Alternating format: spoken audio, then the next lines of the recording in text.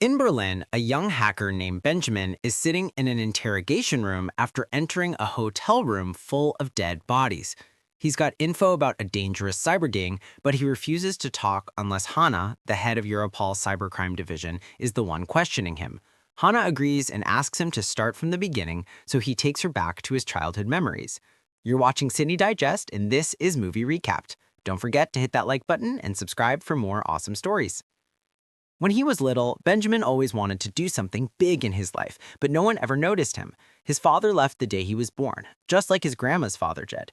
The one memory she had of her dad was the bullets that killed him during the war. His mom killed herself when he was 8, so his grandma raised him. He loved magic tricks, and when he became a teenager, his love for magic turned into a passion for computers and hacking, which he saw as another kind of magic. Benjamin was really good at what he did, and online he felt like he actually belonged, unlike in real life where everyone ignored him. His idol was a famous hacker named MRX, and he learned from him how to control pharmacy systems so they'd send him Ritalin. He also learned 3 hacker rules: no system is safe, aim for the impossible, and have fun, both online and in life. But Benjamin couldn't live that way because he had no friends and worked a boring pizza delivery job after dropping out of college. One day, he delivered food to a study group, and one of them was Marie, the girl he'd had a crush on since school, but she didn't recognize him. When a mix-up happened with the order, Marie stood up for him, so he tried to thank her with a superhero movie line.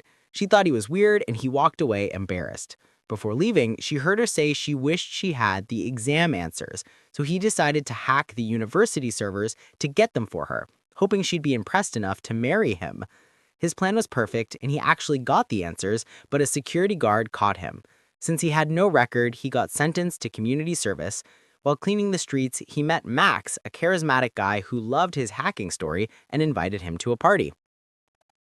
That night, Benjamin went to the party and was shocked to see Marie there, but he couldn't bring himself to talk to her. Max took him to a private room and introduced him to Stefan, a software expert, and Paul, a hardware genius. They told Benjamin to prove himself, and in seconds, he used his laptop to cut power to the whole neighborhood, earning their respect. But the police noticed what happened, so Benjamin quickly restored the power and ran away with them. Since the party wasn't actually Max's, they had just snuck in. While escaping, they bumped into Marie, who realized Benjamin was the pizza guy. Max dragged her along to run, and after they got away, Marie laughed and said it was a crazy night before leaving. When Benjamin got home, he found the door open and his grandma missing. He found her wandering the street, a sign that her Alzheimer's was getting worse and she needed care. A few days later, Max saw Benjamin again and reminded him of MRX's hacker rules, telling him to start living and having fun. Max called himself a social hacker because, according to him, people are the weakest part of any system. It's all about tricking them. To prove it, he grabbed a donut order slip and an empty box from the trash and convinced a shop clerk that the order came in empty. Then they met up with Paul and Stefan in a parking lot, stole a van, and drove it to a big political conference. Using fake IDs, they got in, and Benjamin used Max's social hacking tips to access the main laptop like he was part of the staff. As soon as he hacked the system, they ran back to the van and swapped the presentation with the funny video of Hitler. The audience noticed the van and chased them, but they managed to escape without anyone getting hurt, even though the van got wrecked. In the present, Hannah started doubting Benjamin's story, so he impressed her with personal details about her life that he'd found through hacking and continued. After that successful prank, the group decided to use Benjamin's place as their base since he lived alone. Their stunt went viral online and got them tons of attention.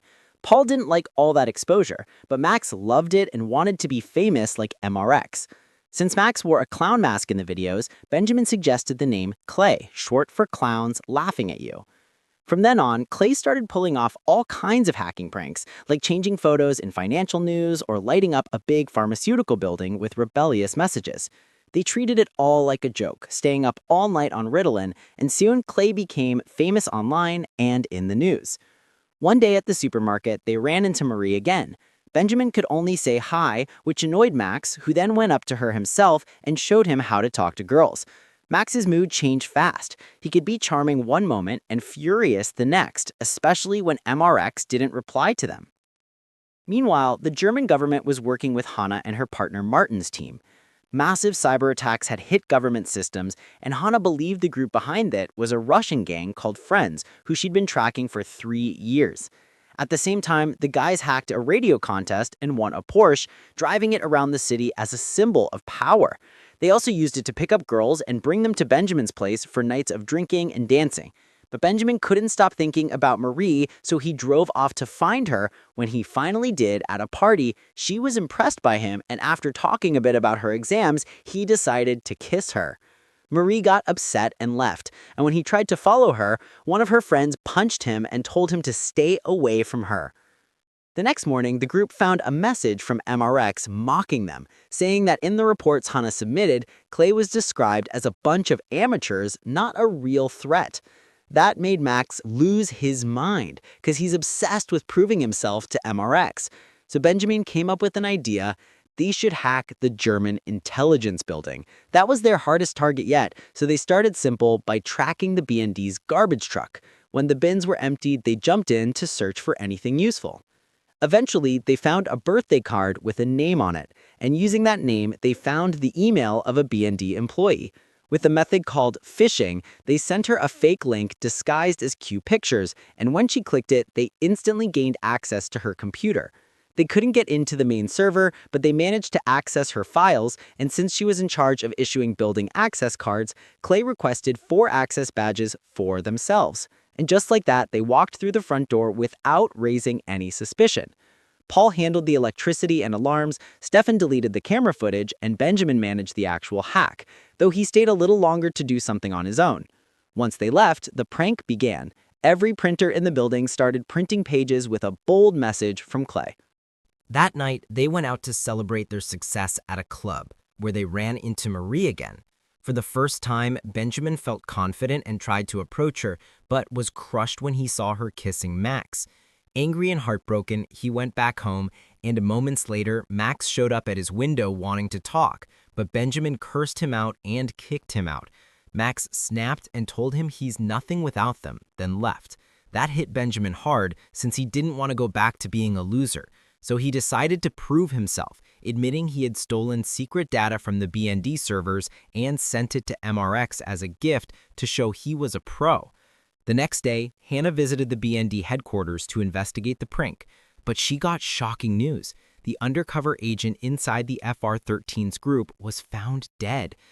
That threatened her position, and at the same time, Max, Paul, and Stefan went to Benjamin's place and argued with him for calling them manipulators. Paul stopped the fight when the news showed that the murdered agent's identity was exposed because of the data stolen from the BND servers, data MRX had used to help the FR-13s. Now CLA was accused of being terrorists. The group panicked. Stefan wanted out, Max said Benjamin should turn himself in, but Paul refused. Benjamin suggested they turn MRX and the Russians over to the police instead of sacrificing one of them, and they agreed. Suddenly, the doorbell rang. It was Marie, worried about Benjamin after he disappeared. She could tell he was acting strange, but he took it as an insult, thinking he'd always see him as a weirdo. He kicked her out, accusing her of coming for Max, not him, and said he wished he'd never met her. CLA decided to hunt down MRX, but since they feared they were being watched, they used a public network at a library, which allowed Hannah's team to trace their location. Soon, Benjamin contacted MRX on his private channel. MRX officially welcomed him into the darknet and sent him a file for a new mission. Benjamin managed to download the file just before Hannah and the police arrived, barely escaping by hiding under a table. Her failure to catch him being so close made her take a break from the case. The new mission MRX wanted from CLA was to send a virus disguised as an information file called Trojan to the Europol system. CLA agreed, but only because they had a plan to hide another virus inside it that would reveal MRX's identity the moment he opened it. While destroying their hard drives to erase any evidence, Max apologized to Benjamin and admitted he didn't know a thing about computers. Then CLA traveled to The Hague to study the Europol headquarters. But all their attempts failed. No access to trash, no one fell for their tricks, not even an open drain to sneak through. While there, Max cut his hand on a nail. They decided to call it off, but Benjamin noticed someone leaving the building and dropping their access card. He picked it up. It was a huge risk, so he waited for his friends to fall asleep in the hotel and decided to go in alone.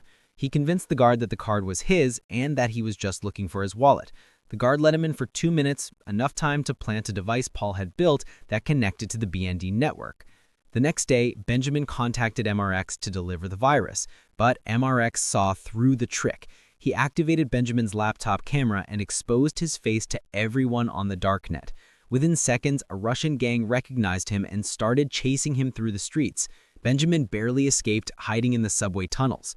But when he got back to the hotel, he found his 3 friends dead. He picked up the shell casings from the floor and called the police and asked for Hannah, bringing us back to the movie's opening scene. Now he was asking to enter the witness protection program to stay safe. Hannah called her superiors to approve the deal, and at that moment, Benjamin remembered the last time he saw Marie, when she thanked him for stealing the exam answers and kissed him. He had asked her to run away with him. Agent Martin told Hannah not to trust him, saying there were too many holes in his story. But she convinced him Benjamin was their only hope to catch MRX and FR-13s, the real criminals. Benjamin took a computer and started working his magic, logging into the darknet under the name MRX himself, posting that he was working with the police. The real MRX went nuts and tried to log in fast using risky methods, and that's when Benjamin uncovered his real identity, a 19-year-old kid from New York who was instantly arrested by the FBI. Hannah was thrilled with the success and told Benjamin he'd receive his new identity soon, but then she noticed a wound on his hand, the same kind that would come from a nail. Remembering Martin's words about the holes in his story, she started investigating. She went to his place and found an empty Riditol box. Then she met Marie, who said she hadn't seen him since he delivered pizza, calling him crazy. Finally, she visited the doctor who treated his grandmother, who told her Benjamin grew up under mysterious circumstances, and his mother had dissociative identity disorder, a hereditary condition worsened by Riditol. Lab tests confirmed the bullets Benjamin brought from the hotel matched his grandmother's wartime bullets, and no bodies were ever found. She confronted him with the truth. Max, Paul, and Stefan never existed. They were all in his head. Every hacking job was done by him alone. Benjamin was shocked and started doubting himself, but Hannah told him someone like him couldn't be put into witness protection. Terrified and broken, he began to fall apart. Feeling sympathy, Hannah gave him one last chance. On their way to court, she handed him a government laptop and said the witness protection program was just a program, one he could hack and add himself to, but made him promise never to hack again. Benjamin walked out a free man. He dyed his hair blonde and boarded a Scandinavian ferry, where he saw Marie, Max, Paul, and Stefan. It turned out he wasn't mentally ill at all. It was all a plan by CLA to fool Hannah. After escaping the Russian gang, he told his friends it was too dangerous, but they refused to leave him. So they decided to trick Hannah. With Marie's help, since she studied law, they learned that people with mental disorders couldn't enter witness protection. So they built their story with intentional gaps, replicated the nail wound, and used his grandmother's bullets as the final touch. In the end, instead of adding his name to the system, he deleted all their data, making them truly invisible. At a press conference, Martin announced the mission's success. Hannah realized she'd been fooled, but she smiled, knowing Benjamin was right all along. The biggest fish had really just gone back into the sea. And that's the end of today's movie. Don't forget to like, share, and subscribe to CineDigest for more amazing stories with Movie Recapped.